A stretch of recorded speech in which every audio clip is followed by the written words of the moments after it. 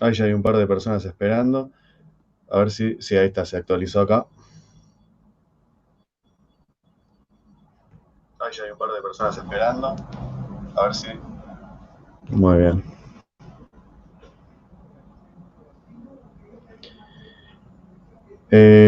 Augusto, el primero pusiste el de Cuba, ¿cierto? Sí, sí. Perfecto, excelente.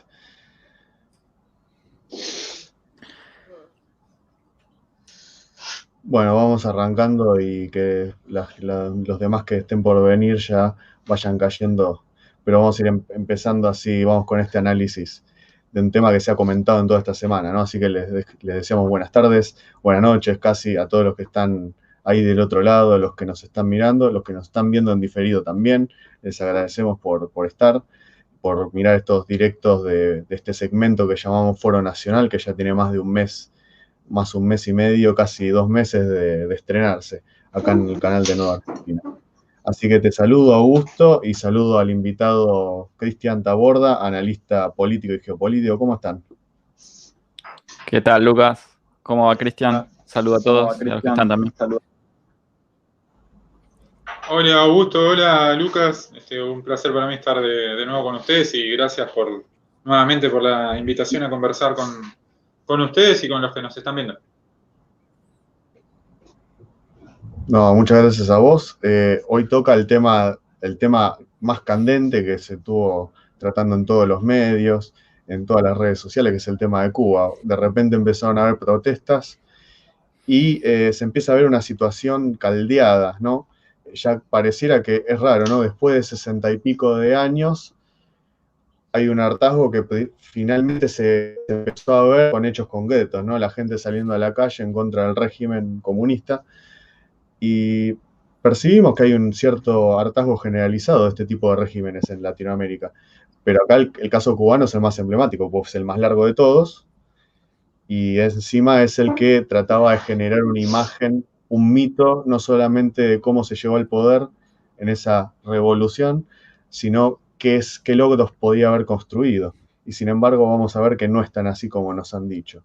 Vamos a estar un poco derribando algunos mitos, como por ejemplo Cristian, que tiene información sobre el tema de la actualidad económica, y también vamos a decir algunas cosas sobre el periodo histórico de la revolución, que también hay muchos mitos ahí construidos que nos han llevado a muchos países al desastre, realmente. Así que no sé qué les parece a ustedes, si quieren ir arrancando, qué les parece todo este fenómeno que está convulsionado.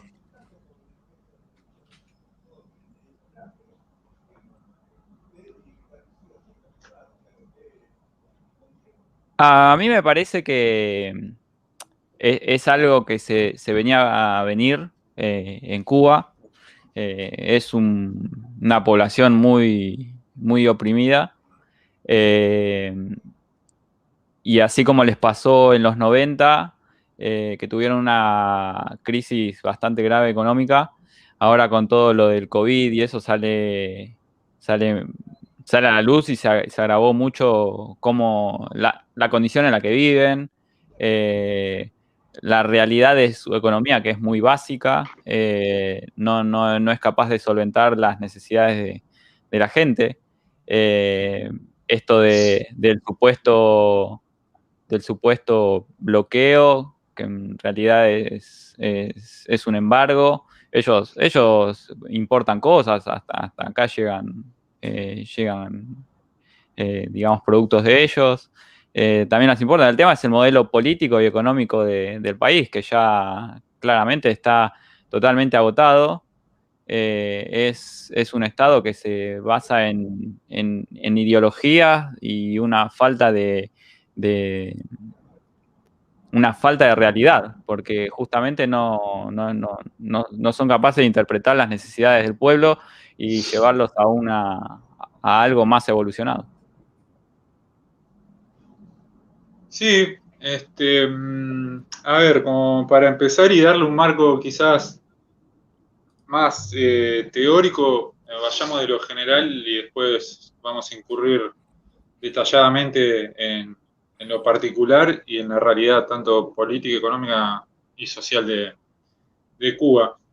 Me parece bueno esto que mencionabas, Lucas, lo de la cuestión de la revolución, ¿no? Porque ¿qué es una revolución? Valdría hoy la pena preguntarse. El concepto de revolución que por lo general conocemos es el concepto moderno de revolución, que se toma a partir de la revolución más conocida del mundo, que fue la Revolución Francesa, ¿no? Como un cambio y una transformación radical de las estructuras económicas, si quiere. Es la visión marxista que existe hoy en día de la revolución. Tocqueville decía, ¿no?, que justamente las ideas y el amor por la libertad en el camino a la revolución es lo último que aparece y lo primero en desaparecer. Bueno, en Cuba está bastante claro lo que ha pasado, ¿no? Cómo comienzan esta proclama de la revolución de la izquierda, del marxismo, que sin lugar a dudas en una primera instancia fue una revolución, y luego se convirtió en lo que decía Augusto, en una ideologización de esa revolución, ¿no? Totalmente apartada de las necesidades del pueblo cubano, cuando adhiere al bloque soviético. Y hago la insistencia esta en retomar el concepto de revolución porque es interesante ver cómo el marxismo lo ha deformado, ¿no? Vinculándolo la revolución a la violencia, ¿no? Al enfrentamiento, al conflicto armado, a la lucha de guerrillas. Y vale la pena retrotraerse a los conceptos clásicos, ¿no? Hoy es clave volver al pensamiento clásico, que está libre de ideologías de la modernidad. En Aristóteles podemos ver, por ejemplo, que el concepto de revolución está emparentado al de revuelta, ¿no? Para Aristóteles, la revolución podría ser el regreso a un orden constitucional anterior o buscar un cambio, un nuevo orden de constitución política, ¿no es cierto? Está vinculado como una revuelta. Lo mismo que en Platón, ¿no? La revolución tiene un cambio, está vinculada a un cambio político. La diferencia acá radica en que para Platón era como una degeneración de los regímenes, ¿no? De la monarquía a llegar a la tiranía. La forma perfecta, tanto para Platón como para Aristóteles, justamente iba a ser la república. Bueno, pero en la modernidad, como lo describe Hannah Arendt en su libro sobre la revolución, esto toma un giro al principio, ¿no? Está vinculado el concepto de revolución, bien lo describe Hannah Arendt, vinculado a Copérnico, ¿no? Con la idea astronómica, la definición científica, y luego va a pasar a vincularse al concepto de revolución con la violencia. Y es interesante ver cómo estos procesos revolucionarios terminan culminando en procesos totalitarios. Recién mencionaba la Revolución Francesa, podemos mencionar la Revolución Rusa, bueno, la Revolución Cubana. Y esto es interesante porque también lo trataba Hegel, ¿no? En su libro La fenomenología del espíritu tiene un apartado, tiene un capítulo especial donde habla de la libertad absoluta y el terror. Hegel, ¿no?, con una fuerte carga de lo que fue la Revolución Francesa, está preocupado, interesado en ver cómo el desencadenamiento de estos ideales igualitarios y de libertad terminan en lo que fue la era del terror de Robespierre. Y es interesante ver cómo se vincula, ¿no?, estos procesos revolucionarios que tanto para el liberalismo como el marxismo provienen de la ración instrumental iluminista, ¿no? El hombre como un medio, como un objeto para un fin, ¿no? Bueno, y ahí encontramos lo que ha acontecido en Cuba en gran medida. Es la misma razón iluminista que la Revolución Francesa, el hombre como un medio para un fin. Ha habido experiencias de revoluciones que no necesariamente han sido violentas.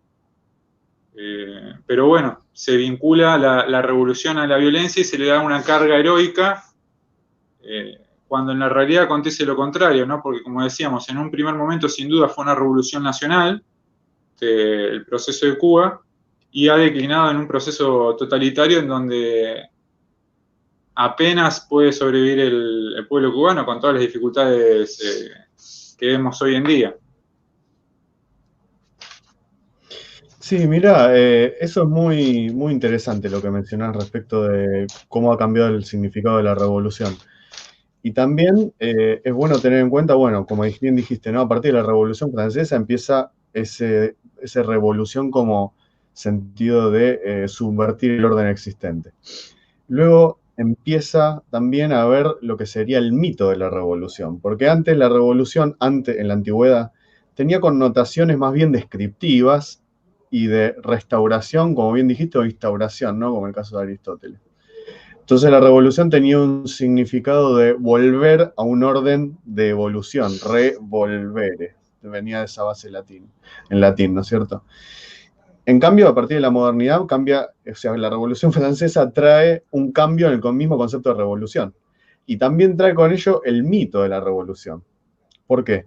Y bueno, porque estamos hablando de la necesidad de encauzar todo lo que se venía diciendo del desiluminismo que vos mencionás, claro, como es justamente una idea que termina desacralizando al mundo de alguna manera, tiene que llevar ese mito al ámbito de lo político. Y en lo político también se ve ese mito de lo que es la revolución, tanto francesa, rusa, y la revolución cubana no estuvo exenta de los mitos. Es muy importante mencionar, para quienes no conocen el tema, que la revolución cubana empezó siendo una revolución que tenía, por lo menos de forma declamativa o declamatoria, carácter más bien nacional o nacionalista. De hecho, Fidel Castro se cansó de hablar cuando tuvo prensa en distintos países hablando en contra del régimen de Batista, se cansó de hablar en contra del comunismo y decir que ellos no eran comunistas con lo que estaban tratando de hacer. Y de hecho tuvieron muy buena prensa por parte de Estados Unidos. Miremos todas las tapas del Time que le dedicaron, ¿no? Notas a favor inclusive del diario New York Times, Washington Post, bueno, Daily News. Pero la revolución primero tiene varios mitos. Yo quisiera enumerar algunos que me parecen los más difundidos, ¿no?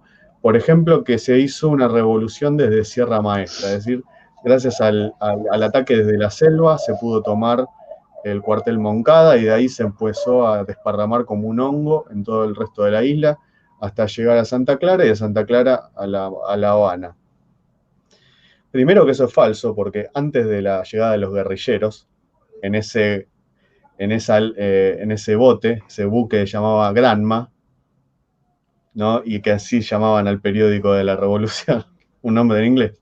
¿A nadie le llamó la atención eso? Bueno, esto ya había sido comentado por mucha gente. Hay otra cuestión. Había barricadas en las calles, es decir, toda una serie de movimientos, digamos así, de revuelta, quizá más cercanos a esa idea que vos describías, Cristian, de revolución, en las calles, facilitado por qué? Bueno, sectores nacionalistas y sectores sindicales, que eran los que generaban la huelga sindical, la cual quedó silenciada en el mito de la revolución cubana. Quedó casi como una cosa accesoria, como diciendo, sí, esos apoyaron, pero si no fuera por nosotros, desde nuestra vanguardia, no se hubiera hecho la revolución. La realidad es que yo opino lo contrario, que si no fuera por las barricadas y las huelgas generales en las calles, nunca hubieran podido avanzar a Santa Clara, que era la principal ciudad, y luego La Habana. Para mí hubiese sido imposible. Por otro lado, se habla del mito de que, bueno, Fulgencio Batista era funcional a los Estados Unidos plenamente y ellos derrocaron un régimen funcional a Estados Unidos. Cuando fue el mismo Fulgencio Batista el que recibió un embargo de armas, justo en el momento en que empezaba a darse la lucha guerrillera, que fue lo mismo exactamente que pasó en la China de Chiang Kai-shek, líder nacionalista, la que fue embargada para que luego pudiera asumir con más facilidad Mao al poder en el 49, o sea, 10 años antes de la Revolución Cubana. Otro mito que se difunde, hay muchos más, podríamos estar horas, pero digo, hay otro mito que se difunde que es que fue una revolución del pueblo, apoyada simplemente por el pueblo contra las clases altas. La verdad, en rigor de verdad, hay que decir que los azucareros eran la clase alta, digamos, los que producían azúcar y otros más, eran los que principalmente apoyaron la revolución. Porque esta revolución significaba la desmantelación, el desmantelamiento, mejor dicho, de los ejércitos regulares. O sea, las revoluciones socialistas en todo lo que es el tercer mundo siempre han venido de la mano con desmantelar el ejército regular e instaurar alguna especie de milicia revolucionaria. Y eso es algo muy conveniente a los objetivos de una potencia de turno, ya sea Estados Unidos o la misma Unión Soviética. Es decir, bueno, a la Unión Soviética podés alinearte con tu ejército, pero al fin y al cabo siempre es mejor que seas alguien a quien controlar sin un ejército propio. Eso es fundamental. Yo creo que con esto se ha generado un mito que ha sido funcional inclusive al mismo imperialismo que ellos decían combatir. Es decir, había un mito que ante las potencias resultó muy funcional.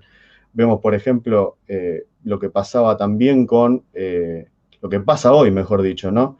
Donde se alientan consignas de izquierda cultural. Inclusive se alienta la demolición de la propiedad privada y lo que sería una especie de colectivización de la tierra. Hoy en día son ideas que están circulando por los distintos foros internacionales. A mí no me deja de llamar la atención cómo en un momento ese relato mítico de la izquierda fue funcional a la potencia de turno, como lo es hoy también.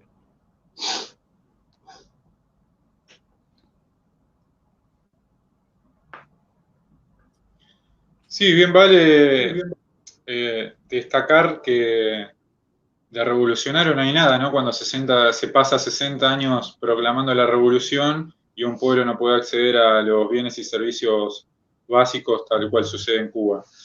Sí. Es importante mencionar lo que decía, ya como para entrando más al tema, dejando de lado lo teórico, de lo que mencionaba Augusto sobre lo que fueron los 90, ¿no? Con el periodo especial, como se denomina esa etapa en Cuba de crisis, ¿no? Esos años de crisis. Claro, se debió a la caída del bloque soviético y hoy se encuentra en una situación similar. También la podríamos emparentar, ¿no? Claramente en esta crisis que está sucediendo en Cuba hay factores internos y factores externos. Los dos principales factores externos que vale la pena destacar son, sin lugar a dudas, el primero y principal, que es el que está sacudiendo a todo el mundo, que es la pandemia, y el otro de total relevancia es, bueno, la crisis en Venezuela, uno de los principales socios del régimen. Ha afectado bastante a Cuba la caída de Venezuela a nivel económico. Y por otro lado, y acá viene lo interesante, son las condiciones de la economía interna, ¿no? Esto ya vinculado directamente al sistema económico que rige en Cuba. Está atravesando una crisis tal como la atravesó Rusia en su momento y como la atravesó también China. Entonces, por eso podemos ver las políticas que se han tomado durante los últimos años. Ahora recientemente con Díaz-Canel, pero que ya son políticas que vienen de la época de Raúl Castro, ¿no? Cuando cede el mando Fidel Castro a su hermano en el 2008, en Cuba se empiezan a dar una serie de políticas que ponen en cuestión la rigidez o el dogmatismo, si se quiere, ahí está, esa es la palabra, el dogmatismo del régimen socialista. Y se van a dar una serie de políticas que acá podemos hacer una analogía tal cual como pasó en Rusia y como pasó en China, recién decía, sin el éxito que tuvo, éxito entre comillas, ¿no es cierto?, que tuvo Rusia, y sí el éxito que tuvo China como lo vemos hoy. ¿Y esto en qué sentido? Bueno, Todos recordamos, ¿no? Luego del comunismo de guerra proclamado por Lenin, se pasó a lo que se conoce como la nueva política económica, allá por 1921, que era un programa, se quiere de algún modo, de apertura al mercado, lo que Lenin denominó como capitalismo de Estado. China luego incurre en un proceso similar, si se quiere, también tras el deceso de Mao, en lo que se conoce como reforma y apertura, con las 4 modernizaciones que lleva adelante Deng Xiaoping, allá por 1968, ¿no? El fomento de la industria, la defensa, la ciencia y la tecnología y la agricultura, ¿no? Esto es calcado de lo que sucedió en Rusia, en China, y lo que está ocurriendo ahora en Cuba en relación a la agricultura, ¿no? Liberalizar ese sector para poder fomentar las exportaciones y que les entren divisas y poder abastecerse el mercado interno. Bueno, en la China de Deng Xiaoping ya es bastante conocido el tema el asunto de las 4 modernizaciones, esta apertura al mercado que hizo China, ¿no? Algunos los consideran hoy mismo a China un capitalismo de Estado, socialismo de mercado. Es interesante porque es algo a estudiar, es un caso bastante especial el de China, porque sigue manteniendo los fundamentos del socialismo tan claramente firmes. Si bien el sector privado se ha incrementado, está todo totalmente controlado por el Estado. Esa vinculación que se le hacía de Deng Xiaoping a cierto liberalismo, ahora con Xi Jinping queda de lado y hay un fuerte nacionalismo que impera hacia adentro de China. No sucede así hacia el exterior, ¿no? Cuando se promueve el liberalismo, o el globalismo, como quieran denominarlo hoy en día. Y bueno, en Cuba lo que empieza a ocurrir a partir del 2011, ya igual en 2008, como decíamos, se daban algunas pequeñas reformas, es que toma el aval, así como lo tomó en el 2000, así como lo tomó el Partido Comunista en la Rusia Lenin y el Partido Comunista en la China de Deng Xiaoping, el Partido Comunista Cubano en el 2011 toma lo que ellos llaman los lineamientos para la política económico-social de la revolución. Ahí en ese gráfico que está mostrando Lucas, ahí podemos ver, ¿no? Bueno, vinculado a lo que hablábamos antes, de la crisis, el crecimiento y la caída del PBI de Cuba. Estos son datos de la CEPAL y del mismo Centro de Estadística de Cuba, la Organización Nacional de Estadísticas e Información, en donde podemos ver, ahí hay un pequeño error porque la CEPAL dice caída del 3% y eso es un estimativo de mediados de 2020, al final la caída fue de un 11%. Una de las cuestiones, además vinculadas al factor interno, de por qué se da esta revuelta, esta crisis en Cuba hoy en día, está vinculado a esto, ¿no? La caída de las exportaciones, la imposibilidad de importar bienes para adentro, la caída de las remesas, de los ingresos por el turismo, generaron serias dificultades para la economía interna de Cuba, con el agravante de justamente lo que estábamos mencionando recién, de estos nuevos lineamientos para la política económica y social planteados por el Partido Comunista de Cuba, cuyo uno de los puntos era, ya en 2011, la unificación de las monedas. China tenía 2 monedas, una para el exterior y otra para el interior, y esta unificación generó un proceso inflacionario, lo que en gran medida desató la revuelta que estamos viendo ahí, que hace a la imposibilidad de comprar bienes básicos, insumos y cuestiones tan esenciales como medicamentos, por ejemplo, ¿no? Sumado a la caída de remesas, son los envíos de dinero de los cubanos que están en el exterior, generó la situación que estamos viendo, más allá, ¿no? Del hartazgo que hay con el modelo económico y político que hay en Cuba. Bueno, pero lo interesante de esto es que, como mencionábamos, ¿no? A partir del 2011, con estos lineamientos planteados por el Partido Comunista, se empieza a generar lo que podríamos llamar un proceso de reformas que pone en tela de juicio varias de las cuestiones del régimen. Es más, así como Lenin declaró ese capitalismo de Estado un paso hacia atrás, Fidel Castro, estando vivo, llamó a esta serie de reformas concesiones al poder. Y vemos cómo se incurre siempre en lo mismo, ¿no? El fracaso de los modelos y los regímenes socialistas a lo largo del mundo, terminando en ajustes y en aperturas de mercados, las cuales desde un principio dicen combatir. Ahí por eso hablamos del fracaso de la revolución, ¿no es cierto?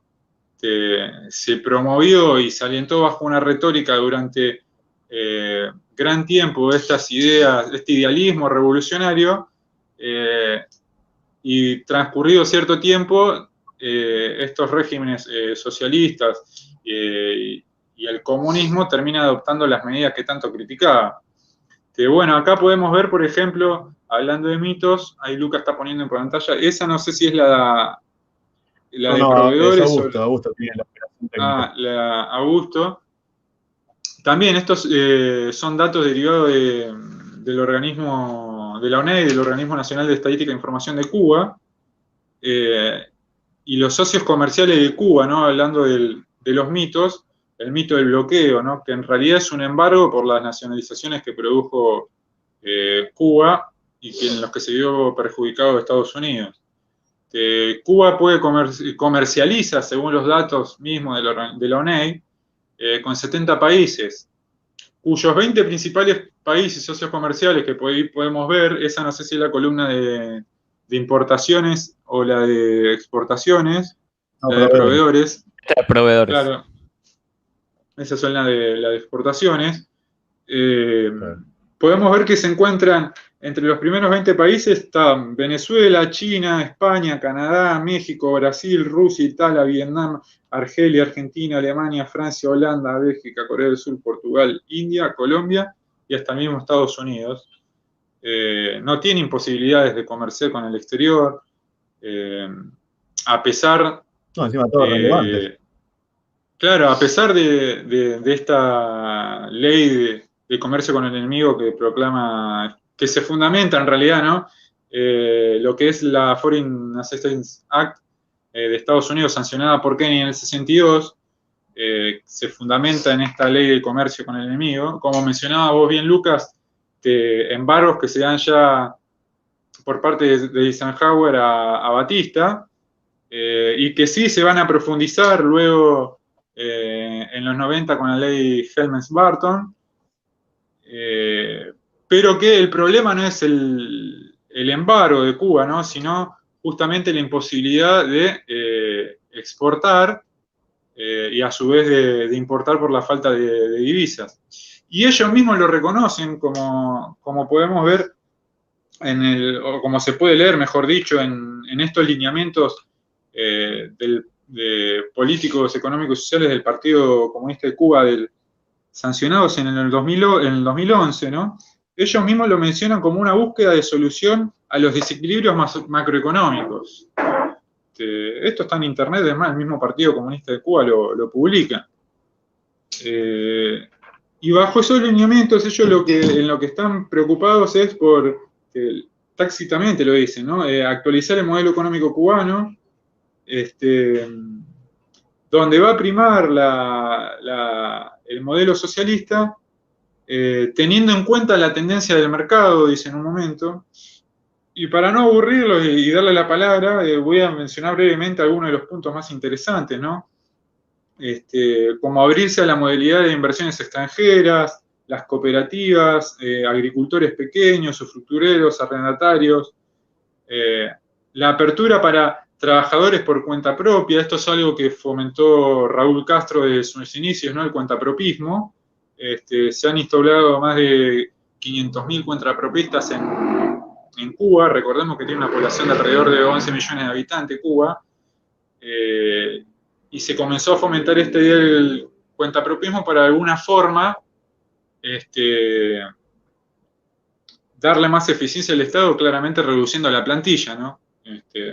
si esto lo menciona un liberal, lo tildarían de ajustador serial.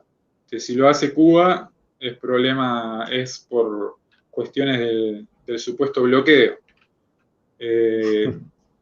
Y los dos puntos más interesantes son estos, en donde se plantean buscar alternativas de fuentes de financiamiento para detener el proceso de descapitalización. Ellos mismos asumen que están en un proceso de descapitalización, en donde el mismo Díaz-Canel, asumido recientemente, tilda a la burocracia estatal de imponer un bloqueo interno a las reformas. Es decir, dentro del Partido Comunista de Cuba están hablando de un bloqueo interno a las reformas. Acá vemos que el problema no es del exterior, sino que es desde el mismo modelo que permanece en la isla. Y el otro punto importante, y este es el más interesante, dice, desarrollar un proceso de reestructuración del empleo y el salario, considerando formas no estatales de gestión, claramente abriéndose al sector privado, ¿no? Dice, encaminando a eliminar las plantillas infladas en todas las esferas de la economía que garantice que el trabajo sea la forma principal de obtención de ingresos de la población. Esto es empezar a reducir todo lo que tiene que ver con asignaciones del Estado. Queda claramente que se da un fomento al sector privado, se empiezan a tener en cuenta las tendencias del mercado, como ellos mismos lo indican. Es más, el punto siguiente es incrementar la productividad, y el otro punto era la eliminación de la dualidad monetaria, ¿no? Algo que pasó recientemente y que fue el que generó en gran medida esta revuelta que estamos viendo en Cuba. Otro de los puntos que se asemeja a lo que ha sucedido en China o en Vietnam, si se quiere, es la apertura de zonas económicas especiales. Por ejemplo, en el Puerto Mariel, claramente fallido, ¿no? No le llega ni siquiera a los talones a lo que es la zona Shenzhen de China, que es considerada como la nueva Silicon Valley, donde se centran lo contrario a lo que son las GAFAM, que nosotros conocemos como Google, Amazon, Facebook, Apple, Microsoft, que son las BATAX chinas, ¿no es cierto? Entonces, bueno, podemos ver cómo sucede a lo largo de la historia lo mismo, ¿no? Los regímenes comunistas terminan adoptando ajustes de lo que dicen, a los que dicen combatir, ¿no es cierto? Con aperturas de mercado, liberalización de la economía. El caso de la Unión Soviética fue sin éxito, quizás el de Cuba siga el mismo camino, ojalá que no, por el pueblo cubano. Y al contrario, el de China, por sus características propias, ha tenido un desenvolvimiento que lo permite estar en la mesa chica de la geopolítica. Acá hay algo clave en todo este buen análisis que hiciste, que de a poco, o al parecer el partido, o cierto sector del partido, se da cuenta de que esta ideologización que se fue dando y este dogmatismo que fueron teniendo a través de los años, va chocando, esto que yo venía diciendo al principio, con la realidad. Es algo que China se pudo dar cuenta y hizo un cambio en su economía, capaz no en lo político, pero sí en su economía, en esto de sentarse a negociar con otras potencias, sentarse a negociar con otros estados, empezar a abrirse un poco económicamente, porque es la única forma que uno tiene de generar divisas. Y además, haciendo, esto sería más en la macro, en el comercio exterior, pero internamente vos tenés que generar las condiciones para que la misma población también genere estas riquezas, que no queden solamente en las manos del Estado, o que el Estado solamente se haga cargo de esto.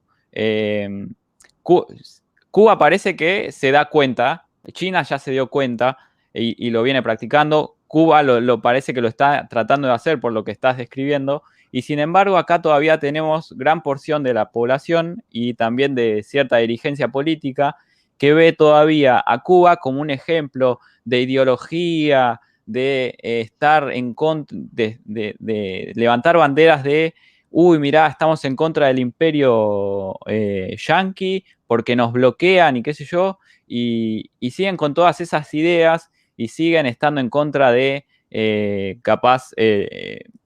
los países que no piensan que piensan distintos a ellos, se cierran a esos países, no se sientan a negociar en qué pueden beneficiarnos en nuestras riquezas, digamos, en nuestros productos que podríamos llegar a exportar, generando entrada de plata.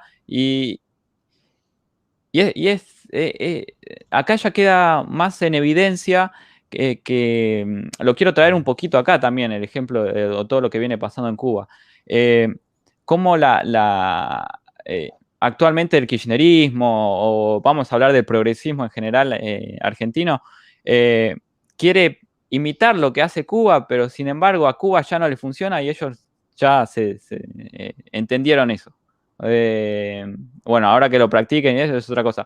Pero sin embargo, en Argentina todavía tenés estos idealistas que siguen sosteniendo dogmas que no van a ningún lado. Es más, capaz lo seguís manteniendo desde el Estado durante muchos años y sin embargo acá en Argentina ya te vas dando cuenta de que seguir sosteniendo esto de cerrarse, de a los privados hacerle la guerra, de cerrarte, capaz ahora en Brasil tenés a Bolsonaro, en Uruguay tenés a la calle Pou, te cerrás a los que piensan distinto y sin embargo vos te cerrás, no podés comerciar y seguís empobreciendo a la población, que es lo que nos viene pasando desde los 90 a la actualidad.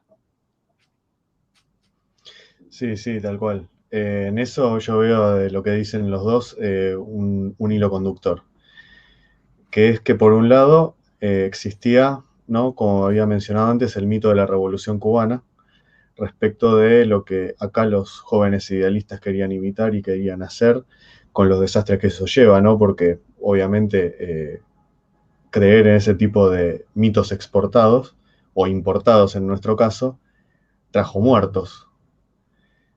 Y en el caso de hoy, que yo creo que yo sigo afirmando que ese tipo de mitos son funcionales a la potencia de turno, cualquiera de las dos. Si hablamos de la Guerra Fría, cualquiera de las dos es funcional, tanto que te pliegues directamente a la Unión Soviética como hizo Fidel Castro, o que por establecer un gobierno que termine tiranizando y empobreciendo a su población y desguarneciendo a sus Fuerzas Armadas, es funcional perfectamente a la potencia que te saca de competencia.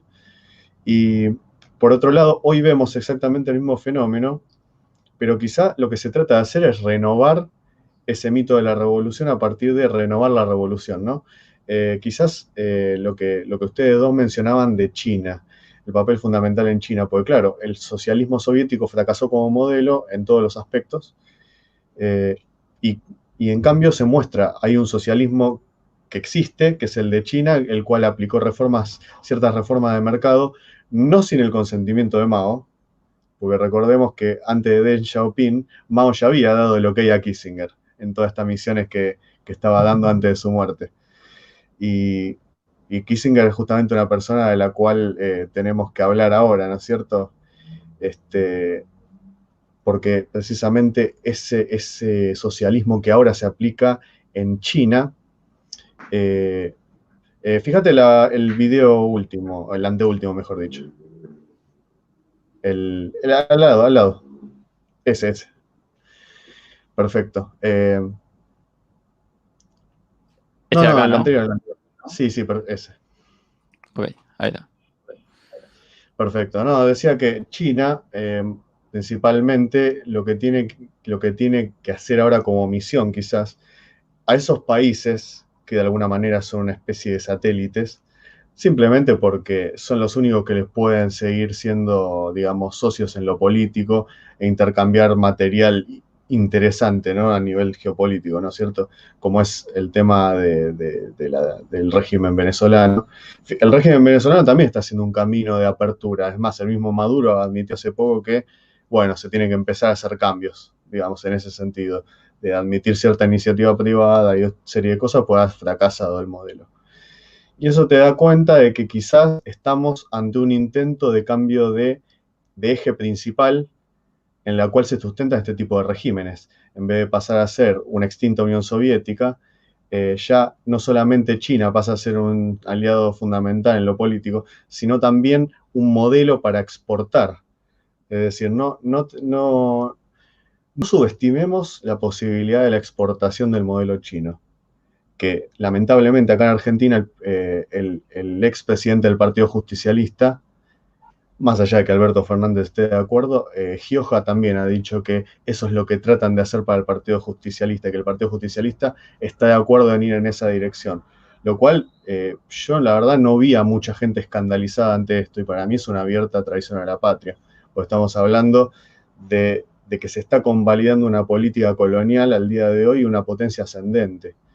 Ya no es el imperialismo estadounidense que está en franca decadencia. Estamos hablando de la potencia en ascenso, la cual tiene muchos recursos para pararse desde lo financiero, aparte de tener el principal sistema financiero, el único sistema financiero estatal que queda en pie, quiere decir que tiene decisiones unilaterales para tomar y coordinar todos los esfuerzos financieros. O sea, estamos hablando de que las internas duran poco y nada ahí adentro. Entonces, ante una capacidad así de maniobra, ¿cómo no uno no va a sospechar de lo que pueda llegar a hacer China con respecto a la política internacional?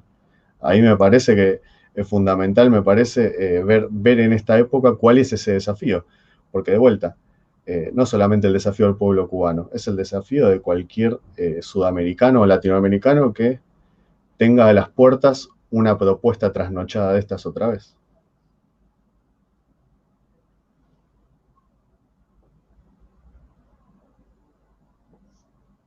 Sí, fíjate, Lucas, que, hablando de exportar el modelo político chino, el principal benefactor, si se quiere, o el gran ganador de lo que es hasta ahora la pandemia, ha sido China, ¿no?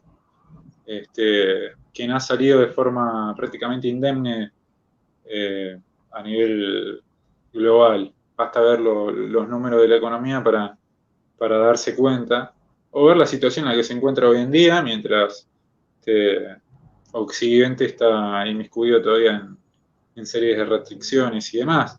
Pero claramente el modelo es bastante significativo, al menos por decirlo de alguna forma, cómo ha ganado espacio el modelo de combate a la cuarentena implementado por China. Pudimos ver en este fin de semana las manifestaciones que hubo en Francia contra las imposiciones que quiere implementar Macron con respecto a restricciones para ingresar a bares, restaurantes, cines, teatros, de caso de no tener inoculada la vacuna, ¿no? Se establecen sistemas de checkpoints, si se quiere, de alguna manera, o de un panóptico digital que está totalmente calcado a lo que es el régimen chino, ¿no? Este panóptico digital o autoritarismo digital, como lo llaman algunos, en donde el Estado se hace con una cantidad de datos que no se ha tenido nunca antes en la historia, y acá está lo importante, ¿no? El Estado se hace de datos biométricos estableciendo medidas de bioseguridad para el control social. Esto es algo pocas veces visto en la historia, lo que está ocurriendo. Algunos lo toman como cosas de conspiración y demás, pero esta medida cuesta encontrarla, si se quiere, en lo que fue el régimen fascista, ¿no? Este seguimiento personal a través de los datos, presentar ciertos certificados para ingresar a lugares, con la excusa de la pandemia o la epidemia, ¿no? Recordemos que el régimen nazi utilizó como excusa para el gueto de Varsovia combatir la epidemia del tifus. Vale la pena. ¿Y cómo se utiliza la medicina con la medicina entre comillas, ¿no? Con fines políticos que nada tienen que ver con cuestiones sanitarias, porque en el trasfondo de esto hay una cuestión política, no tiene que ver con una cuestión sanitaria. Y está bien claro, lo podemos ver. No es casual también, justamente, y llama la atención que sea hoy en día la izquierda que pide control social a modo como lo hacía la derecha o los regímenes totalitarios del siglo pasado. ¿No? Es la izquierda la que en todos lados clama por cancelaciones, censuras, cortes a la libertad de opinión, ¿no es cierto? Lo que vaya en contra al discurso único debe ser censurado o cancelado. A cuestiones elementales que están previstas en la mayoría de las constituciones del mundo, ¿no? Si hay algo que puede guiar a un pueblo, a una sociedad y a la ciudadanía en situaciones de crisis es la Constitución, donde están fundamentadas y garantizadas ciertas libertades como son la libertad de opinión o la libertad de circulación, que hoy buscan ser directamente canceladas, porque en hasta algunos lugares se empiezan a hablar de pasaportes sanitarios para ir de una provincia o región a otra, ¿no? Yendo a contramano de la Constitución. No sé qué más decir, porque el asombro al que estábamos llegando lo deja a uno bastante perplejo, y sobre todo que sea la izquierda que caiga en medidas fascistas. Y no porque siga la doctrina de Mussolini, ¿no? Sino porque justamente, como decía Mussolini, está en una perfecta alianza entre el Estado y los poderes corporativos. Eso es el progresismo, es eso, el fascismo del siglo XXI. Sí, tal cual, sí. Augusto, ¿podés mostrar la primera imagen de las que teníamos de la serie de ahora, que es primero la de Amnistía Internacional? Ahí está. Fijémonos, el progresismo corporativo que bien mencionabas vos, Cristian, cómo festeja esta medida, ¿no? Sancionada por el Congreso, que tuvo una amplia mayoría de gente, digamos, de asistencias para sancionar esta ley. O sea, para eso se agolpan, ¿viste? No pierden el tiempo, ahí no cancelan todo lo que tiene que cancelar y ahí se meten a aprobar este tipo de cosas. Fíjate, por ejemplo, y ¿se acuerdan, por ejemplo, que también, ahora que se habla también de que la izquierda quiere tener sí, quiere seguir manteniendo un discurso de alguna manera confrontativo o que supuestamente están contra el establishment internacional? Vamos a ver qué es lo que Pseudo revolucionario. Pseudo revolucionario, sí. Miren lo que publicó BlackRock, por ejemplo, ¿no? Acá vemos de vuelta el mes pasado, ¿no es cierto?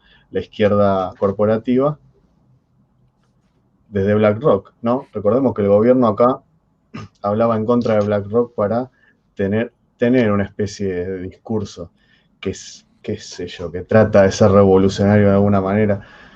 Yo la verdad que cada vez lo veo más lejos, pero, viste, ellos tratan de generar un poco esa mística con la que han comprado también a la militancia, pero BlackRock está apoyando absolutamente todas las mismas campañas que ellos apoyan. O sea, acá se ven los nexos claramente a nivel ideológico y a nivel de apoyo económico.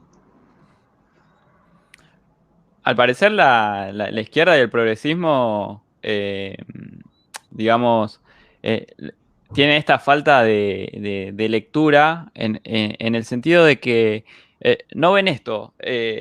Tanto los discursos o las publicaciones que hace la ONU con toda una agenda, que esto ya lo venimos tratando, lo hablamos con Cristian, lo hablamos nosotros, y cómo se va replicando en estas grandes corporaciones, ¿no? Tanto ONGs como grandes empresas, grandes financieras,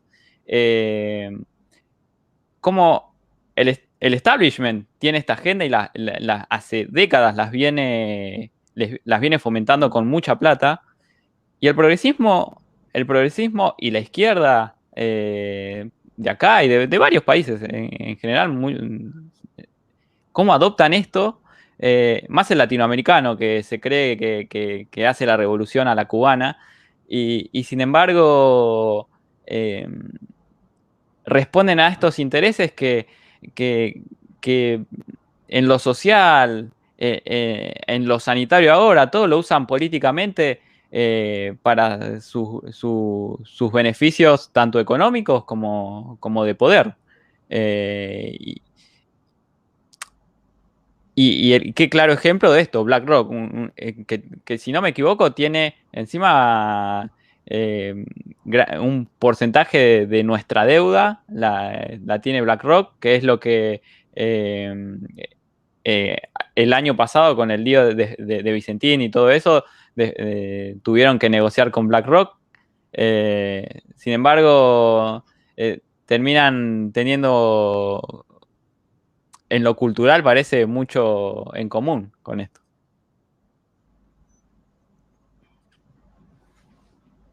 Así es. ¿Les parece si vamos a ver rápidamente una nota sobre que vos habías compartido, Cristian, de Kissinger? Me parece fundamental para también ir cerrando el círculo de todo este nuevo orden internacional, porque la verdad que hay que hablar de que siempre hay un orden internacional.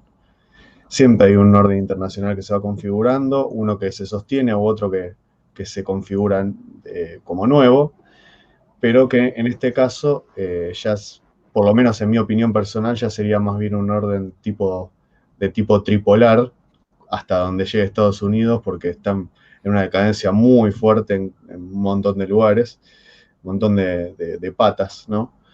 Pero esta nota que vos compartiste, Cristian, me pareció fundamental hace un mes atrás, porque fíjate qué es lo que dice Kissinger de lo que tendría que pasarle a la Argentina si no hace los deberes, ¿no? Fíjate, dice, standalone, ¿no? Fíjate que es la calificación que a nosotros nos pusieron desde las aseguradoras de riesgo, ¿no? Las grandes calificadoras de riesgo respecto de la deuda. Dice la nueva categoría que Argentina le da vigencia a una historia de despojo. Fijémonos más abajo,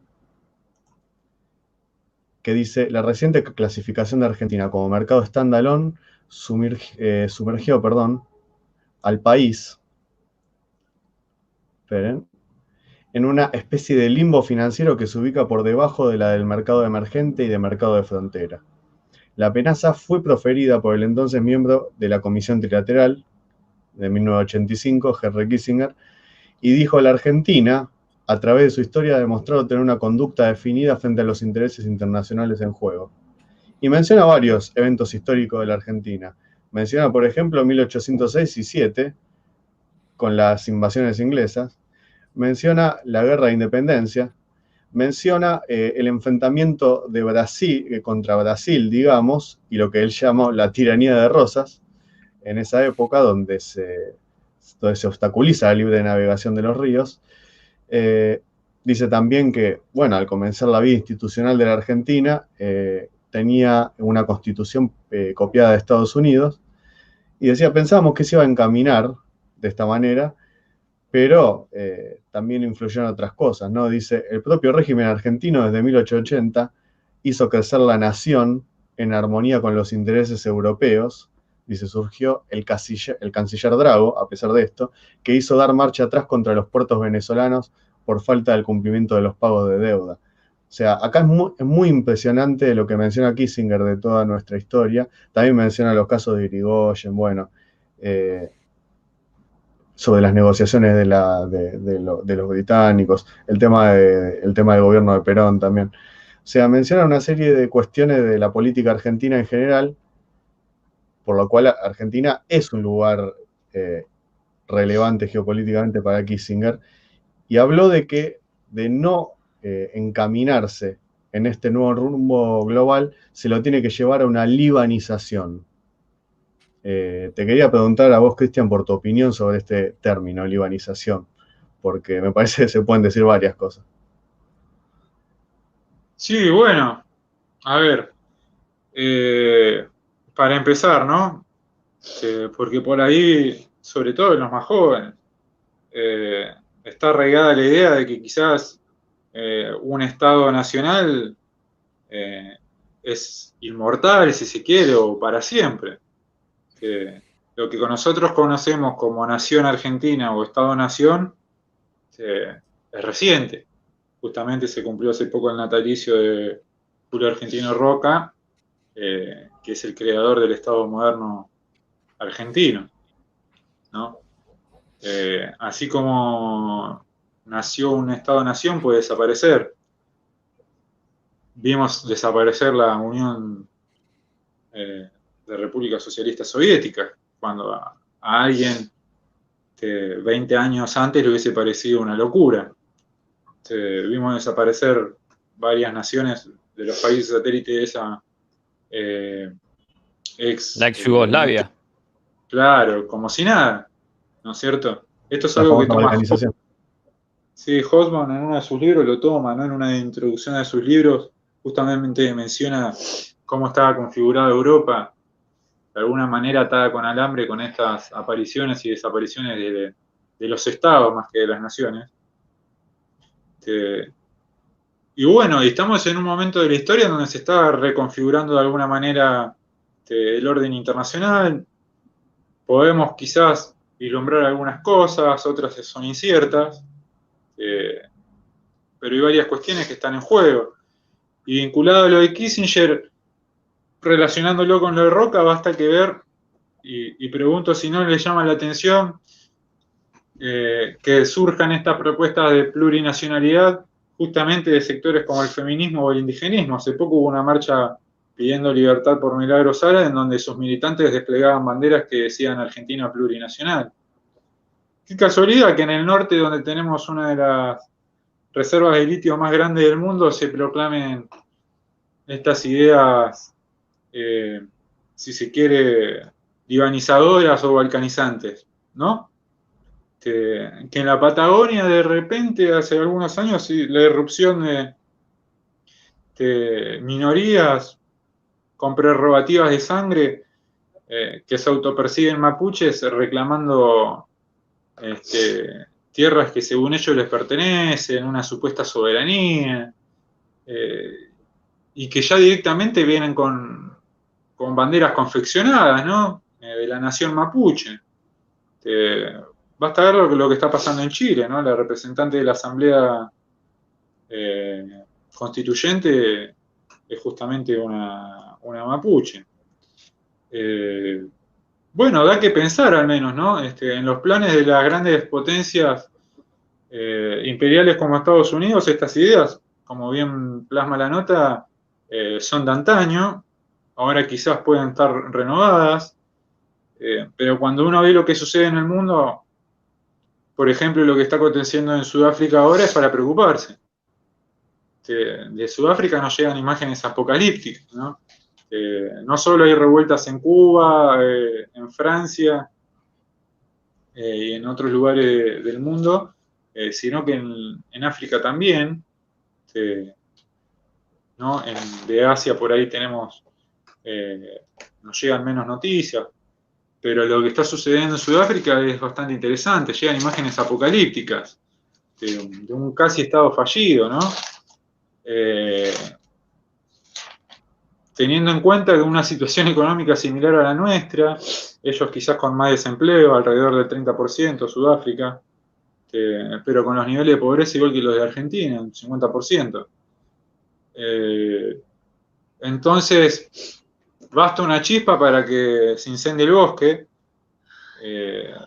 y creo que no es casual la irrupción de todas estas ideas y estos movimientos que de alguna forma u otra, por izquierda o por derecha, claman de alguna manera ideas balcanizadoras o separatistas, ¿no? Porque tenemos, insisto, por izquierda estas ideas de la plurinacionalidad vinculada a la ideología de los pueblos originarios o el fundamentalismo indigenista, y por derecha, bien expresado por Kissinger, tenemos ocupaciones de tierra de grandes consorcios internacionales o de grandes magnates filántropos como son Lewis o Benetton, también en la Patagonia. Y bueno, son tiempos interesantes, ¿no? Porque justamente lo que debe fomentar el Estado, que es procurar defender la esfera privada, como es la familia, intenta estatizarla, ¿no? Estatizar la esfera privada, y lo que es la esfera pública la deja el libre albedrío para su privatización, ¿no? La dejan a las manos del mercado salvaje, en una inversión de roles. Y bueno, lo que hace a la libanización, yo creo que apunta a ese lado, ¿no? A la fragmentación territorial, ¿no? Porque se ve una situación de terrorismo interno, que tengamos que andar esquivando bombas a diario o demás, sino a la idea de un caos controlado, quizás podría ser, ¿no? Como lo definen algunos, pero creo que está más vinculada a estas cuestiones del separatismo.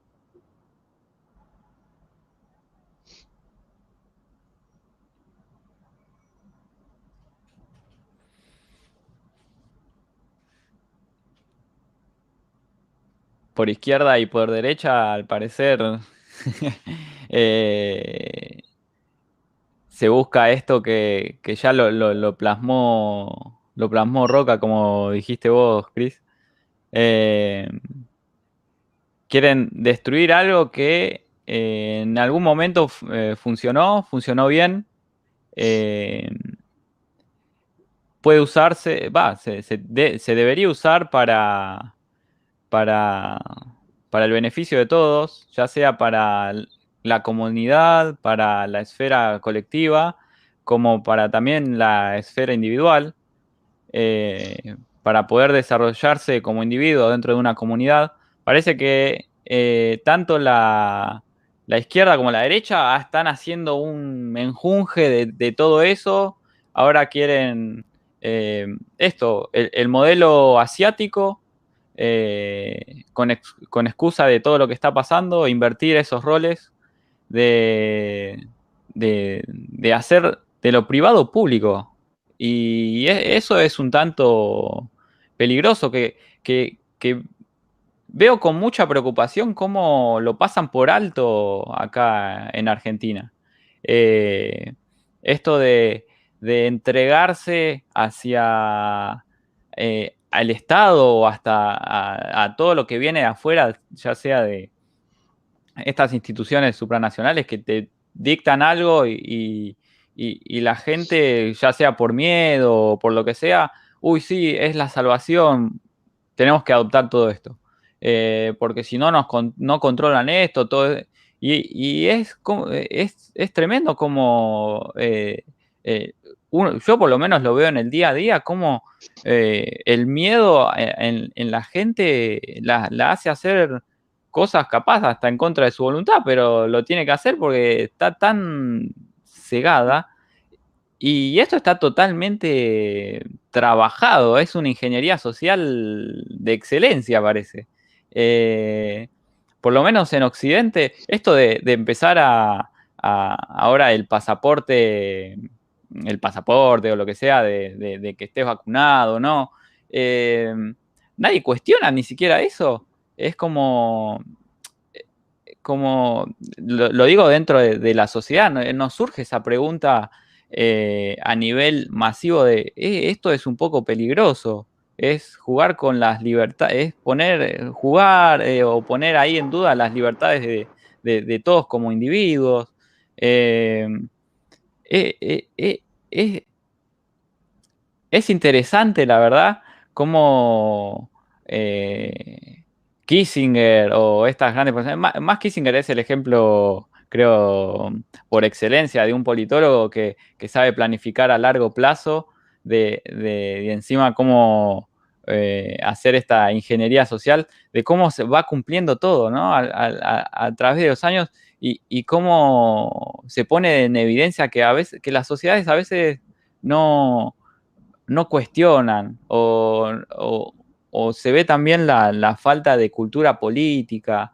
Eh, Acá en Argentina ya pasamos por varias cuestiones de estas, de, de que el de afuera venga y te dicte cosas y parece que por lo menos acá Sí, por lo menos acá no se ve esta reacción en contra de estas pequeñas cosas que son importantes.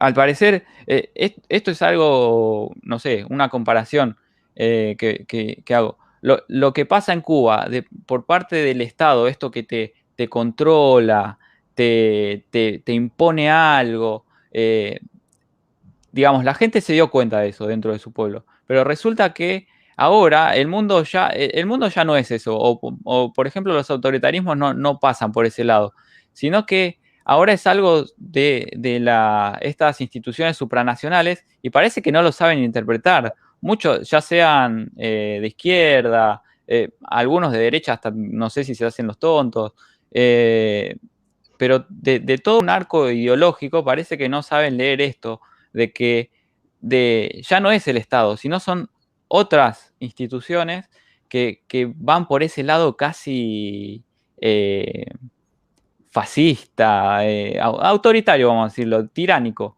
de que te imponen cosas y te revientan varias de las libertades que sirven para, no sé, de desarrollarse uno, ¿no?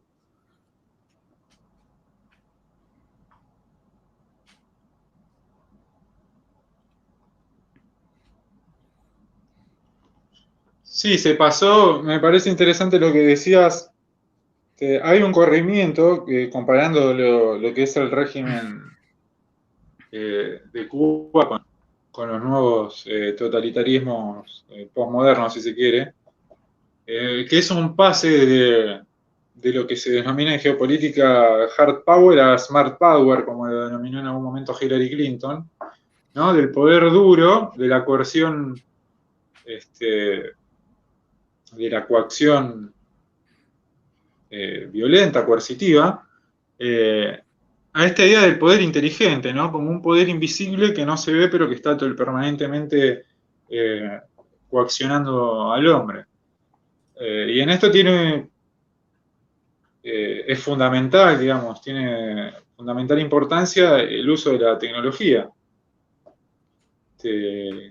Si China puede mantener, si la forma política que tiene China mediante el Partido Comunista se puede sostener, es en gran medida por el control a través de la tecnología. Insisto, que todas las medidas que estamos viendo fueron implementadas por China.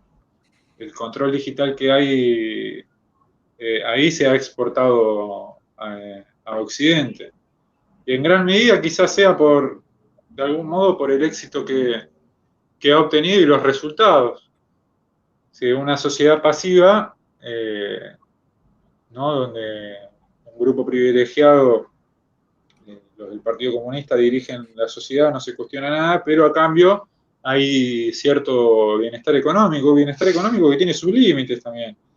Estamos viendo que hay un detenimiento en el crecimiento y los últimos lineamientos del Partido Comunista Chino del año pasado te dan un viraje hacia el interior para atender las demandas de las clases medias, que están viendo cierto malestar ante el estancamiento.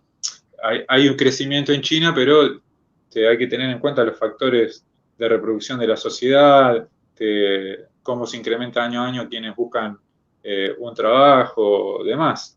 No es fácil satisfacer las demandas de la cantidad de habitantes que tiene China. Entonces, quizás los grandes capitales transnacionales ven con mayor viabilidad ese modelo exportándolo a Occidente. Y a modo de cuentagotas se van reduciendo libertades que parecían garantizadas o incuestionables, como la que estábamos mencionando, que uno tenga que presentar un código QR para poder ir a un bar, y demás cuestiones que todavía vamos a esperar que son lo que nos proponen bajo el término de nueva normalidad. Insisto, cuando uno se acuerda, quizás ya es un poco tarde. En Cuba pasó eso, en China lo mismo. Cuando uno se quiere acordar ya es tarde porque la maquinaria está funcionando.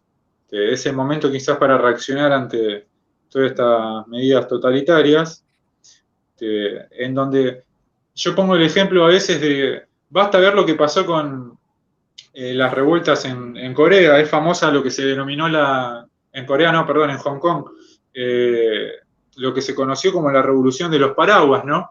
Justamente los jóvenes que se manifestaban en Hong Kong utilizaban los paraguas para cubrirse de las cámaras. A través del reconocimiento facial y la utilización de datos biométricos, el Estado podía, lo que se llama lockdown, bloquear tanto las tarjetas con las que se movilizaban los manifestantes, bloquear sus cuentas, imposibilitar las transacciones, bloquear sus celulares, y un sinfín de cosas que para nosotros es desconocida. Es más, algunas tácticas, si se quiere, de guerrilla moderna, como las que vimos en las revueltas de Chile, donde no sé si recordarán, los estudiantes apuntaban con láseres a los drones, son extraídas de lo que ocurrió en Hong Kong, ¿no? Con los láseres les apuntaban a los drones y los drones caían. Bueno, esas son tácticas que usaban los estudiantes en Hong Kong para derribar drones, las cámaras y demás. Son todas nuevas formas La nueva guerra. Claro, nuevas formas de control social que justamente que es hoy en día la izquierda por quien aboga de esa implementación de control social y biopolítico. Una categoría muy importante eso de biopolítico, porque en toda esta nueva normalidad, es nueva normalidad no solamente respecto de la pandemia, sino también respecto, bueno, como hablábamos del orden internacional y también de lo que es la vida. O sea, como habíamos tocado al principio, ¿no? Cuando estábamos en el directo con Lucas Carena, ¿por qué es importante hablar de esto? Porque esto nos va a tocar la puerta, o sea, esto nos va a tocar la puerta a todos, donde nos van a exigir un QR para todo, nos van a exigir ciertos requisitos para poder tener una vida, entre comillas, normal. Y claro, o sea, es una forma también de amenazar a la población. Es decir, si vos no estás de acuerdo con el sistema, te bloqueamos todo y no tenés vida social, o sea, sos un desaparecido civil. Por eso es curioso cómo en países se ve este fenómeno de la bancarización obligatoria. Muchos la celebran y dicen, qué bueno, implementamos tecnología para las cuentas bancarias. Te están controlando con eso.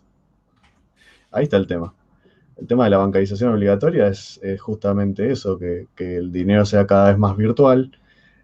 ¿Por qué? Porque justamente si yo no controlo la fuente de la cual se emite ese dinero virtual, o sea, no la controla el ciudadano, sino que la controla alguien más. No es la plata que uno tiene en el bolsillo y punto. A menos que te roben, la seguís teniendo vos. Fíjate qué casualidad, ¿no? Que se venga devaluando el dinero físico, el dinero fiduciario, ¿no? Y se venga a hablar todo este auge de las criptomonedas. Entonces estamos en un contexto en lo cual la nueva normalidad es nueva normalidad económica, financiera, política, sanitaria, lo que vos quieras, pero es un combo completo. Y me parece que lo que expresa el podcast que estamos hablando hoy en directo de Cuba es quizá el punto más visible de cómo se va dando este cambio. Porque yo no creo a priori que, supongamos que termina el régimen de, bueno, los Castro y ahora de Díaz-Canel, yo no sé si realmente van a entrar en un periodo de libertad, salvo que obviamente se proponga un gobierno a ellos, lo cual estaría excelente. Pero yo ahí no pecaría tanto optimista, sino que pensaría que también tienen que seguir teniendo cuidado con lo que pueda llegar a venir, porque también puede haber una renovación de caras. Y esa renovación de caras implica lo que estábamos hablando, una alineación más al tipo de régimen político de China en esta nueva construcción de orden internacional. Fíjense que es un caso paradigmático, porque China fue la que contuvo a la Unión Soviética, siendo un país de la periferia. Contuvo a la Unión Soviética, que no solo ya no era socio, sino que ya directamente le era hostil al propio régimen. Y bueno, un poco, esa es un poco la lección, me parece, que tenemos los países sudamericanos en ese sentido. O sea, China hoy es la potencia que merece ser contenida, digamos. O si quisiéramos sacar una lección de esto, la táctica de contención debería ser justamente a China. Fíjense que ahora se están dando elecciones y me parece que es fundamental que primero nos saquemos de encima a todo lo que sería la socialdemocracia progresista, como lo quieran llamar. Pero me parece que primero hay que sacarnos de encima eso para tratar de luego empezar a hablar de proyectos de país. Porque lamentablemente con este estado actual de cosas, no sé si concuerdan, pero a mí me parece que con este estado actual de cosas no se puede hablar de lo que realmente necesitamos debatir. O sea, lo que realmente necesitamos debatir hoy es imposible porque precisamente existe este tipo de espacios como el que gobierna ahora, en el cual directamente con el día a día y con este tipo de pequeñas medidas que van tomando para que cada ciudadano argentino se vaya exasperando todos los días, cada día es una indignación nueva, ya sea por las compras que hace el Ministerio de Salud o lo que sea. Pero básicamente es eso, o sea, nos están distrayendo demasiado. Inclusive la táctica de la indignación parece ser efectiva, porque uno se indigna con las medidas, pero al fin y al cabo siempre es lo mismo, es siempre corrernos del debate de lo importante. Tal cual, es así. Hasta hay en una parte, Scalabrini Ortiz del libro de Historia de los Ferrocarriles Argentinos, decía que hasta parece que lo hacen a propósito desde el Estado ciertas cosas como para que la gente vea que el Estado es malo, el Estado no sirve, entonces al Estado hay que destruirlo, es mejor que se ocupe otro. Eh, el gobierno, los progres y todo eso, parece que, no sé, vamos a hablar del kirchnerismo, porque es el que gobierna ahora, eh, es pura, o hablan de Macri y del pasado, o te toman estas medidas que no ayudan en nada a los problemas que, que vienen ocurriendo en nuestro país. Lo importante no, parece que no es agenda de ellos. Es más, hasta lo profundizan. El hambre, la miseria, la falta de empleo, eso no es importante.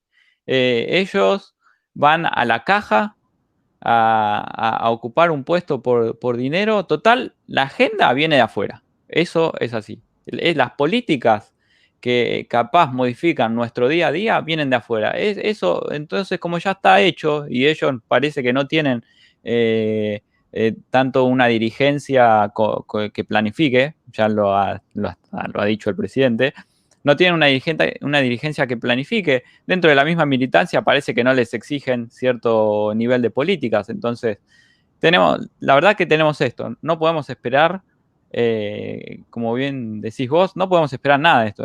Lo central ahora es ocuparse de que no lleguen más estos tipos, porque claramente con toda la banca de plata que tienen, está bien, llegan, pero tiene que haber una conciencia en la sociedad para que no se vote más a esto. No se vote más esto. Sí, porque a ver, lo que fue la izquierda en el siglo XX también se disfrazaba de popular para generar lo que repito y no me canso de repetirlo, o sea, generar la irrelevancia geopolítica de los países. O sea, la izquierda ha sido funcional en el siglo XX, lo es funcional hoy, es decir, con ese disfraz de popular que tiene, pero sirve para que nunca se conforme una verdadera alternativa. Entonces, yo creo que la reflexión del día de hoy sería cortar con los mitos revolucionarios que nos hunden en una eterna guerra civil del pensamiento, ya si no es una guerra civil de verdad, o sea, lisa y llana, es una guerra civil del pensamiento. O sea, si algo tiene el progresismo que se jacta de deconstruir, lo primero que va a deconstruir es el poder de nuestras naciones. Entonces hay que tener mucho cuidado con estos mitos revolucionarios de ayer y de hoy. No sé qué opinas vos, Cristian. No, está claro, como decía al principio, de revolucionario no hay nada si el pueblo no y los trabajadores no pueden acceder a las condiciones mínimas de vida, ¿no? Y a los bienes y servicios necesarios. En el caso de Cuba está claro, en Argentina va esclareciéndose, ¿no? Que se dice una cosa, pero resulta que tenemos 50% de pobres. Hay que ver hasta qué punto llegan. Ahora se están dando, en los últimos días en Argentina, manifestaciones de sectores no justamente provenientes de la derecha o algún sector que se podría considerar gorila, como se le suele decir, o demás, sino justamente son movimientos sociales los que están saliendo a la calle en reclamos al gobierno. La situación es bastante tensa. Yo coincido en que hay que sacarse encima la socialdemocracia, pero también voy por la positiva, porque si no terminamos sacando a uno y el que viene siempre es peor. Vos mencionabas una alternativa, creo que hay que construir una alternativa. En ese sentido hay que ser inteligentes y tomar y tener en cuenta la experiencia de los últimos tiempos. Vale un análisis aparte sobre lo que expresa el peronismo hoy. Creo que hay que hacer un análisis bastante profundo en ese sentido, ¿no? Hoy está alineado al progresismo. Hablo de la dirigencia y la mayoría de lo que es la militancia política, que adhiere por lo general a todas las políticas progresistas que se vienen implementando, quizás mucho desde la mejor buena voluntad o sin conocimiento. Esto que mencionabas vos, Lucas, o Augusto, ahora no recuerdo quién fue que lo mencionó, ¿no? Los problemas cotidianos, si se quiere, de la vida hacen que quizás se dificulten ver estos problemas que estamos planteando. Está claro que en Francia tienen un nivel de vida superior que seguramente no estarán, aunque ya no tanto como fue en su momento, ¿no? Hay una explosión de guetos y de informalidad, de precarización en los jóvenes y en los trabajadores que quizás también se empieza a hacer similar a países de Sudamérica. Las cuestiones del día a día como el comer, el tratar de sobrevivir, hacen que estas cuestiones sobre pasaportes sanitarios, el régimen chino, lo que pasa en Cuba, queden en la intrascendencia dada el orden de prioridades, ¿no? Hay un orden de prioridades, pero tampoco uno, y esto sí es para aquellos que se consideran militantes políticos, que les importa la política, no puede estar uno abocado solamente a votar un gobierno porque con ese gobierno come, ¿no? Por la mera subsistencia. En un sentido lógico quizás tenga lógica, pero uno tiene que aspirar al buen vivir, al vivir bien, no solo a eso, porque entonces no nos estaríamos diferenciando del régimen cubano. Ahí iríamos a políticas pseudo-liberales o de capitalismo, pero tendríamos las mismas condiciones de vida que los cubanos, que muy lejos no estamos en el camino en el que nos encontramos. Pero hay que construir una alternativa desde la positiva, vinculándolo siempre, ¿no? A la cuestión, como digo siempre, del interés nacional. El caso de Roca quizás sea el ejemplo, esto por ahí puede ser polémico, no es un personaje de la historia, digamos, que sea santo de mi devoción, pero vale reconocer el momento histórico sobre el que operó, contextualizarlo, más allá de la ideología, ¿no?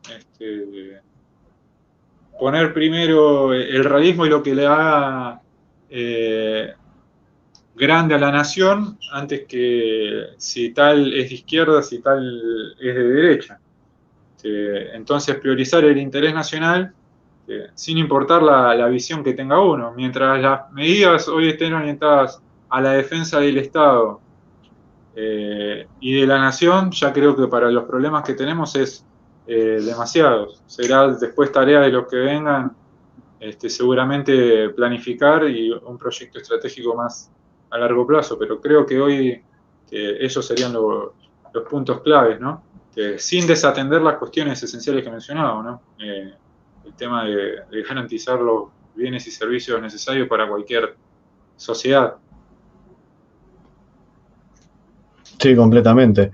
Me parece que en ese sentido, por eso llamo a que estas elecciones son claves, ¿no? Porque si son claves, quiere decir que o nos jugamos la profundización de lo que se está viendo en Cuba, o lo que se vio ya en Venezuela, o nos jugamos por decir, saquemos primero, nos sacamos de encima el progresismo, la socialdemocracia, porque obviamente ellos usan la estrategia del sapo cocinado, ¿no? La vieja analogía del sapo cocinado a fuego lento, y van subiendo a poco la temperatura hasta que el sapo, cuando se quiso dar cuenta, ya estaba cocinado.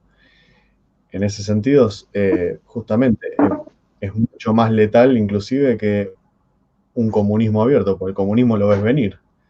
En cambio, cuando no lo ves venir y te lo disfrazan de buenas intenciones, de políticamente correcto, la gente es como que al principio no lo ve venir. Pero como se han equivocado bastante en el último tiempo y han sido muy atolondrados, afortunadamente, muchos se están dando cuenta de esto. Y creo que hay una verdadera opinión pública que está mucho más esclarecida de lo que estaba hace 5 años atrás, ponele. Y me parece que ese es el primer puntapié, como bien dijiste, ¿no? Recuperar el Estado-Nación es fundamental. Y entonces tenemos que exigir a cualquier candidato que recupere el Estado-Nación, que significa recuperar la representatividad de los ciudadanos que está arrebatada por esta casta política. Entonces me parece que hay que dejar de votar gerentes, que son los que ya conocemos de hace décadas, y empezar a exigir representantes en serio. Cada uno tendrá su ideología, su tendencia personal, pero creo que esto que estamos diciendo es sentido común. Tiene que pasar por ese tamiz del sentido común, más allá de la ideología que uno tenga, en ese sentido. No sé, Augusto, si tenés también una reflexión final. Me quedo con lo que, bueno, esto último que dijiste y lo que dijo Cristian, de ir por la positiva. Obviamente parece esto muy pesimista y todo eso, pero yo creo que eh, yo en todo esto creo que a veces hablo con amigos y todo eso y soy demasiado positivo, me ven muy optimista en el futuro. Yo creo que Argentina, eh, eh, no sé si muy cercano, pero en muy poco tiempo puede llegar a ser algo eh, que valga la pena. Decir que soy argentino y decirlo con orgullo. Eh, pero es cuestión de empezar a dejar de lado los dogmas, dejar de lado las ideologías o ser un ideologizado que te, te cega de ver las cosas que importan. Eh, Creo que cuando gran parte de la sociedad empieza a ver lo importante, empieza a ver qué es lo que realmente nos lleva o nos llevó a todo esto que estamos viviendo ahora, vamos a poder ser un Estado-nación fuerte que, y ser los que podamos construir ese Estado-nación que brinde tanto las necesidades, las condiciones, todo para que las personas sin ser dependientes puedan crecer. Sin dádivas, sin préstamos, sin someter al otro. Yo creo que Argentina puede ser un estado en donde eso no exista. A ver, no quiero ser purista y que no va a existir, pero sí un estado eh, eh, que haga digno al hombre, al ser humano. Que estos totalitarismos parece que la dignidad humana y lo que vale el ser humano no lo tienen en cuenta, o si lo tienen en cuenta lo quieren bajar de nivel. Entonces, Argentina creo que en un par de años, si como jóvenes eh, tenemos que empezar a tratar de lo cultural, empezar a mostrar estas cosas que nos frenan hacia un futuro, digamos, muy, digamos, fructífero para nosotros. Sí, claramente nos deshumanizan. Esa es la primera táctica, ¿no? Para eliminar cualquier tipo de régimen verdaderamente político. Cristian, te dejamos para que cierres con lo que vos quieras y desde ya te agradezco mucho por haber venido, haber estado, digamos, en este directo. Bueno, no, nada, quizás una breve reflexión, me quedé pensando en lo que decías de Kissinger, ¿no? Estas estrategias eh, de desestructurar los estados o de hacerlos indefensos. Esta idea que planteaba Clausewitz, ¿no? En su libro de la guerra, el principal objetivo militar es desarmar al enemigo. En gran parte lo han logrado, ¿no? Hoy contamos con un pueblo que tiene sindicatos que son débiles o que ya no cumplen el rol de defensa de los trabajadores, sino de defensa del partido, en este caso, o del gobierno, en este caso del peronismo. ¿No? Está a las claras lo que está pasando y cómo los trabajadores están indefensos. Una nación que no tiene fuerzas armadas, que están totalmente desestructuradas. Otro de los factores también es la fe, ¿no? Que viene siendo erosionada hace largo tiempo. Y entonces, en gran medida, han logrado desarmar lo que es el imperialismo angloamericano a lo que es la nación argentina. Entonces, en ese sentido, y viendo la situación geopolítica global, que si consta de decidir entre Estados Unidos y China, bueno, no vale tomar partido por alguno, ni tampoco a nivel local, viendo que entre el Frente de Todos y Junto por el Cambio, oposición no existe, lo que queda es esgrimir una resistencia en sentido táctico. De alguna forma, pero como decía Augusto, presentar batalla, pero por la positiva. Creo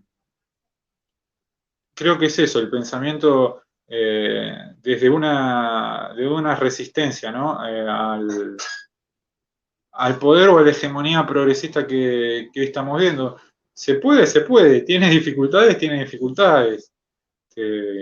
A nivel global podemos ver que uno de esos ejes de resistencia es Putin, en su momento fue Trump, si se quiere. A nivel local de las naciones, que hay resistencia, hay resistencia. Tanto en Europa como acá en Sudamérica hay experiencias recientes de resistencia a al idealismo progresista o a la hegemonía globalista. Claro que es dificultoso, pero vale la pena, no tiene ningún sentido ser oposición cuando detrás del simulacro democrático tienen los mismos intereses. Entonces no tiene sentido alguno andar queriendo tratar de ser oposición a algo en donde no hay oposición. Queda una sola alternativa que es la resistencia.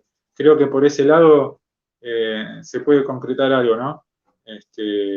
Y sobre todo desde los jóvenes, que está pasando bastante, esta idea de rebeldía al status quo, lo mismo está sucediendo en Cuba, ¿no? Ahora la revolución no está de ese lado, sino que la revolución está de este lado, en tratar de transformar la realidad desde los hechos, la realidad efectiva, y no de la realidad desde las ideas. Ahí está lo importante, transformar la realidad, no querer cambiar las ideas o fijarse solamente en la cuestión ideal. Creo que va por ese lado.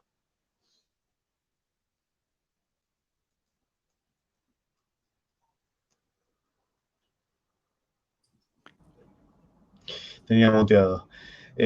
Un filósofo del cual yo me baso mucho decía el realismo de la idea. Yo creo que es fundamental en ese sentido coordinar lo que serían las ideas aplicadas a la realidad, principalmente teniendo la realidad como punto de partida y no al revés. Entonces me parece que ahí consideramos que es muy importante la recuperación del Estado-Nación. Sobre todo para que no pase lo que pasó, por ejemplo, con el caso de Trump, que vos bien lo mencionaste como una resistencia, o como está pasando ahora con Bolsonaro y diversas maniobras a niveles institucionales que le están queriendo hacer. En ese sentido, creo que generar una especie de batalla cultural para tener un terreno fértil es fundamental antes inclusive de traer un gobierno que realmente base en el interés nacional. Es decir, el gobierno que quiera basarse en el interés nacional para aplicar políticas de forma realista necesita también de una masa crítica que lo acompañe. Así que, bueno, esa es mi reflexión final y creo que justamente para eso se genera este tipo de debates, para crear esa masa crítica que necesitamos que se dé cuenta de que esto nos va a tocar la puerta a todos. Esto ya no es posible dejarlo, decir, no me involucro y listo. No, si no te involucras te va a pasar igual. Entonces, mejor involucrarse y mejor pasar, como dice Cristian, a una resistencia de decir, no me voy a conformar con lo que me ofrece la casta política, ya sea desde el oficialismo o la falsa oposición. Así que, bueno, te agradezco, Cristian, por haber venido. Les agradezco a los que estuvieron del otro lado comentando, que nos estuvieron viendo, y a aquellos que nos están viendo también en diferido, les agradecemos, les pedimos que se suscriban si no lo hicieron, que le pongan me gusta, que lo compartan en distintas redes sociales, porque esta tarea no es de nosotros que nos juntamos a hacer un directo, es de todos. En ese sentido, realmente de todos, no como el gobierno que dice todos y es solamente ellos. Así que nos vemos la próxima edición, que será, calculo que el lunes que viene, a esta misma hora, que traeremos más temas de interés nacional e internacional.